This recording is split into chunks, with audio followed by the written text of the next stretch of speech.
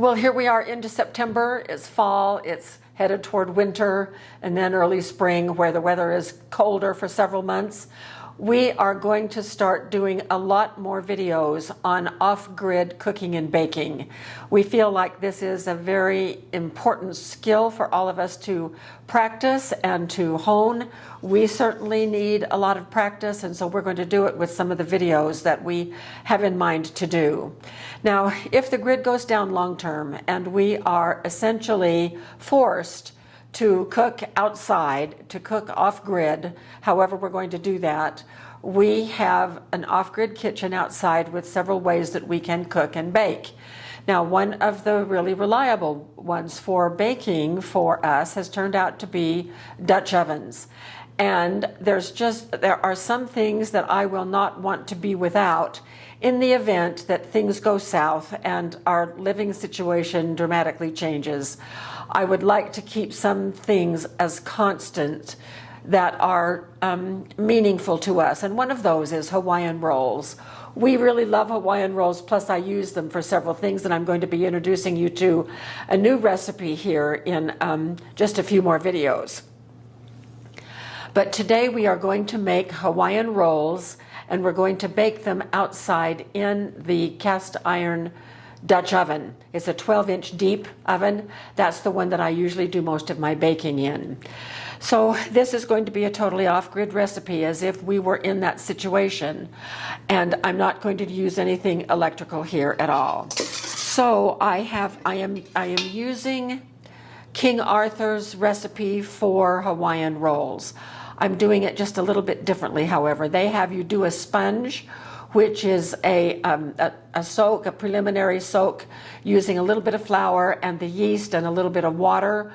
I have added those ingredients down to all of the ingredients, and then I cut the recipe in half because I'm not going to be able to do 16 rolls in the Dutch oven. I'm going to be doing about 8. This is the pan that I'm going to be using. It is a 9-inch cake pan, and that's what I've got, and that's what we'll use, and it will hold about 8.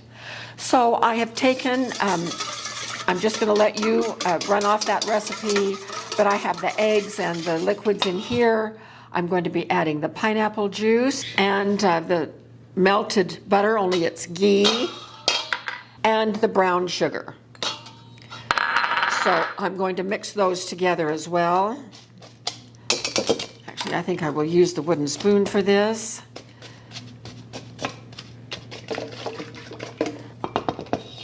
Now I can use this. Now I'm adding the 2 tablespoons of potato flakes and the yeast in. So I'm adding in the salt, not quite a teaspoon. Mix this around again.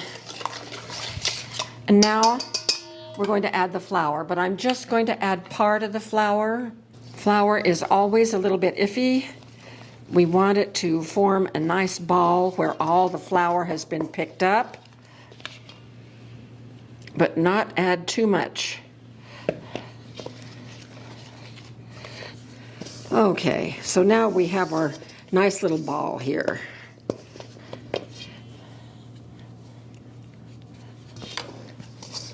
And I'm just going to push it around the edge of the bowl so it's picking up all the flour that it can. All right, we are going to let this sit for about 15 minutes to see if it will absorb most of the flour, and then we will come back and we're going to then be doing 4 sets of stretch and fold. So I'll see you shortly. Well, here we are. It's been 15 minutes. I might need a little bit of flour on this, we'll see. So what I'm going to do now is our first stretch and fold. And so holding this back side, I bring this up and stretch it and fold it over. It's breaking, and it's fine for it to break, especially on this first round. And then I turn it a quarter of a turn and stretch and fold. And third around and fourth around.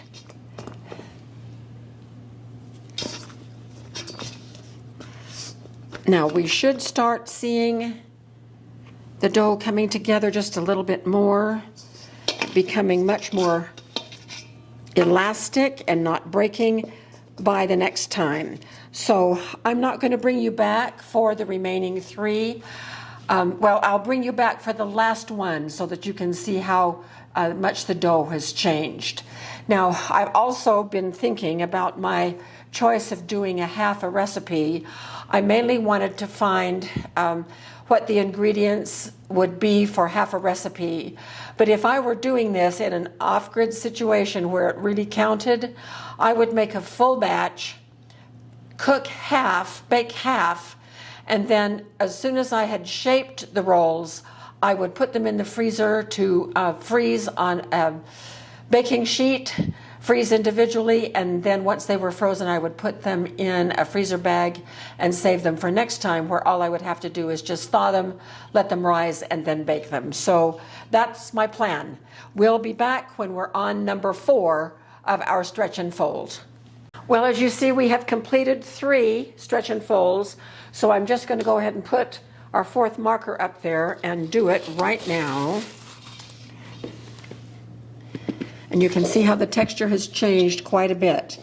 So here we go, and it's nice and stretchy, lovely stretchy.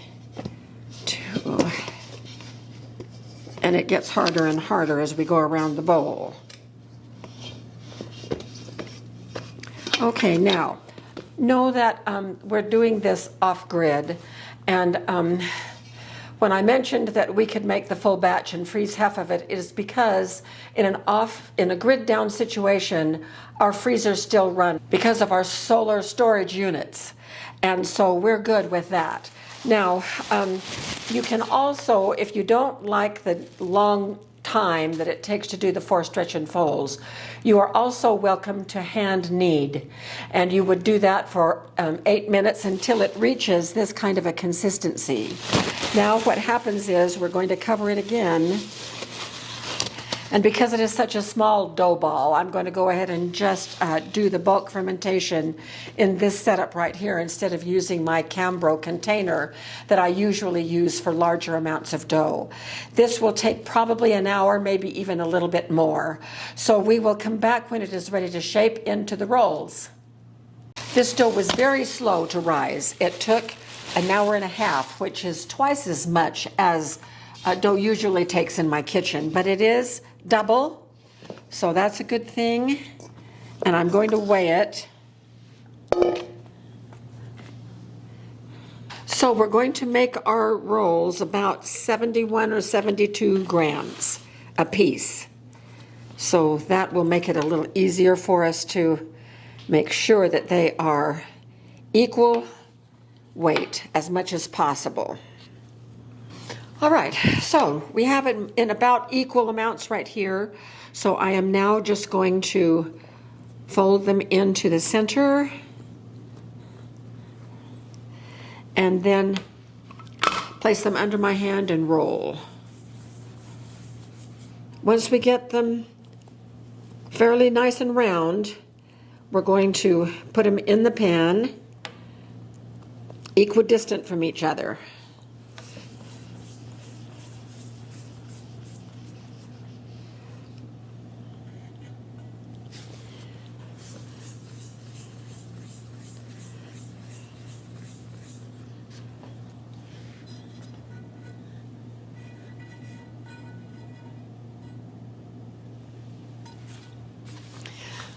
All right, here we are. And we're going to cover them and let them rise until double. And it probably is going to take between 45 minutes and an hour. So probably about 30 minutes before I think they're done, Jim is going to start the charcoal and get the Dutch oven up to temperature so that we can just lower them right in when we get out there. So the next time you see us, we will be outside in our outdoor off-grid kitchen ready to lower the rolls into the Dutch oven. So see you then. Here are our rolls ready to go in. They're not as smooth on the top as I would like, but that happens sometimes. I have brushed them with a little egg white mixed with water, and our charcoal is ready to go, and so I am going to quickly lift the lid, and then I'm going to lower the rolls in using a foil sling. So here we go. We have our thermostat in there.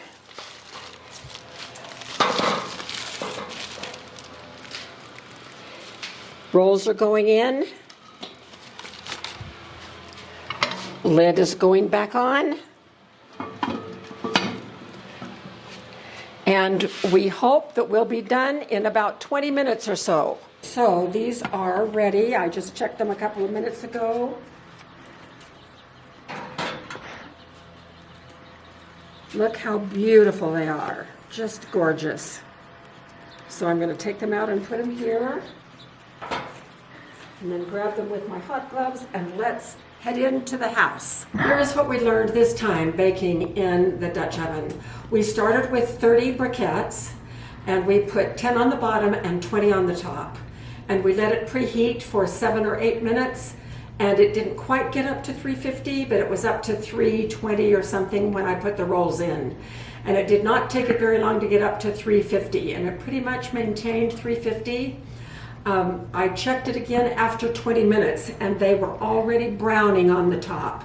So I knew I needed to remove some of the briquettes from the top. I took 8 off the top, leaving 12, and we finished the cook, and they were in for exactly 35 minutes. It took 35 minutes to get them up to temperature. Now, I used one of our little probe instant read thermometers to poke right in the rolls. I wanted to be sure they were up between 190 and 200, and they were. So let's take them apart. Okay, so this tells me that we could have put more on the bottom because they're okay. Whew. I'm going to put my gloves back on. Those are a little warm.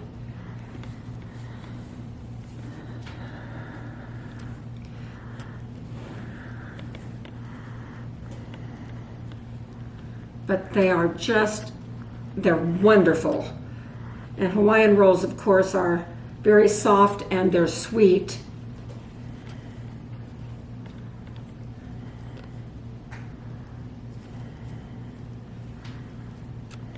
So we're going to let them cool for just a minute, and I'm just going to take this little side that came off.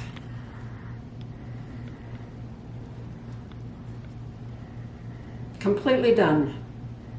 And remember, that was sitting right up next to another roll, so it's just like coming right out of the middle of the dough, but everything is baked. The only thing that I would like is to have them a little bit darker on the bottom. So next time we will probably put 12 on the bottom instead of 10. We did not need to use the second batch of charcoal that Jim prepared. So that is going to inform us. I'm taking good notes. Now, we are in the process of making a cookbook, and it is going to be Dutch oven cooking when it counts.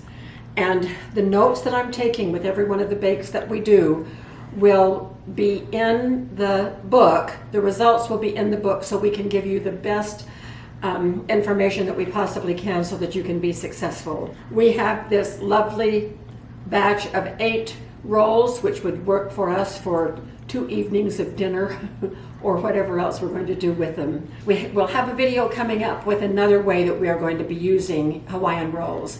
So thank you so much for being with us. We are very excited about our success, and hopefully we can just keep turning over success after success, which will help all of us become better prepared to cook outdoors using a Dutch oven when it really counts. So see you soon for more.